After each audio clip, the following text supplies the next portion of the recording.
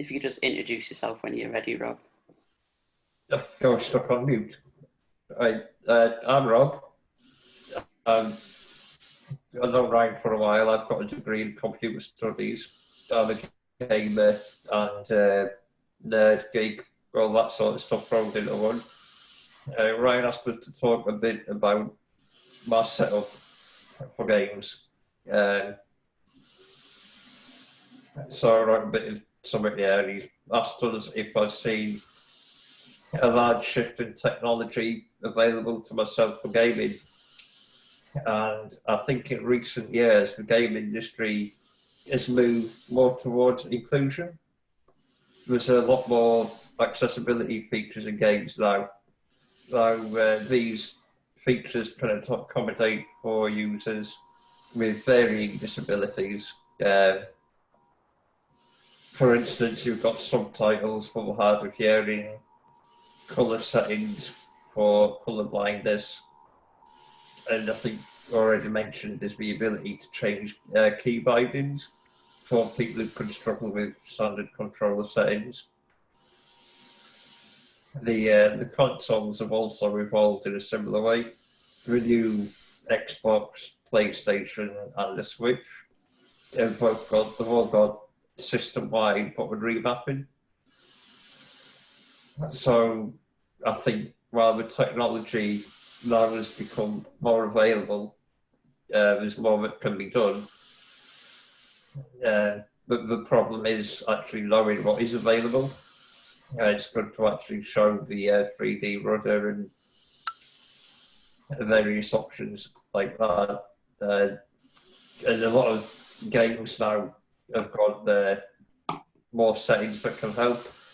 I know Watch Dogs Legion has got auto drive and an aim assist that can help for people like me who are super fast on the mouse. But sometimes, while the settings on a game or system are nice, they aren't enough. This is where software and hardware for accessibility can become useful. It wasn't too long ago that these options were very expensive, but with the advent of the Xbox Adaptive Controller, this has changed. The controller is basically a switch interface, allowing you to plug whatever adaptive switches and preferred joysticks you want into it to build a custom gamepad. Yeah, I think we have a picture of your setup, don't we? Can you get that? You just about bring them up for us, right? Yep, we do. 1 moment. But as Ryan already mentioned, some of these switches can be quite pricey. But it's a step in the right direction. You can Logitech adaptive gaming kit, so you're £90, and it's about a dozen switches and Velcro and trays and stuff like that for you to experiment on. So yeah, this is my setup for the Switch. Unfortunately, this Xbox adaptive controller is not natively supported by other consoles.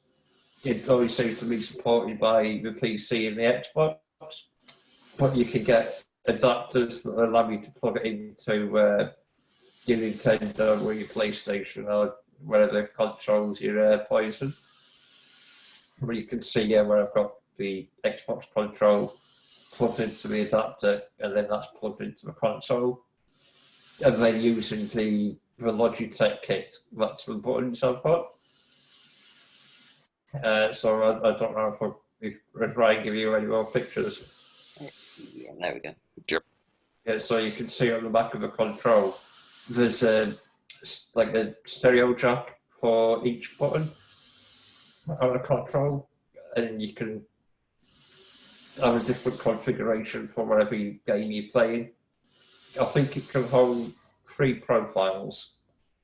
So at the moment, I've got a profile for the PC and a profile for the Nintendo, and that works quite nicely for us. This is where I've got it set up. So my game at the moment is Mario Kart. I can't use the sticks or anything, but I've got a button in my left hand to steer left, 2 buttons in my right hand for turn right, and I think the other one's like fire your weapon. And then I've got the right trigger, which is do a power slide, and the A button under my left and right feet. And you can see the little trays I've got there, they came with the kit, and the rest of it propped up under my feet with, I think they're DVD cases, or hopefully what I'm trying to do is get the height right and then get a block of wood to do that. So that's just an idea of where you can actually put the buttons and you can see how small they are there. So yeah, that's pretty good. I don't ever give you any other photos, right, or is that it?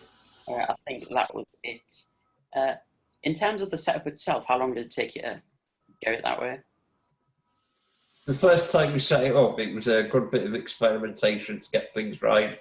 Probably took an hour and a half to nail it, but now it takes 5 or 10 minutes to get in there and get gaming and show it Kathy's boss. Yeah. Would you say it's a perfect setup for you now? Well, there's still work to do. Yeah, I mean, a lot of it now is just options in the game that would make things easier. I think one of the issues for me with the Xbox controller is it doesn't seem to support being used as a keypad. So I'll have it, what I want is on my computer, so I've got a walk button in my left hand. So my right hand's the mouse, my left hand's got the W. But I've had to use some third-party software to get that to work. So it's one of the things where you do need a certain level of knowledge to get it working. It's not really too demanding. I think it's not for everyone. Some people might need help. Then that's where you get the special effects that would be quite helpful for me as well. It can help you get sorted finding the buttons and switches that can plug into it. I just want to mention also that when I'm playing games on the PC, I've got speech recognition and head and eye tracking also set up as another accessibility tool. But yeah, the technology is getting better, but it would be good if we got a wiggle on. Yeah. Well, anyway, Rob, thank you for talking to us today.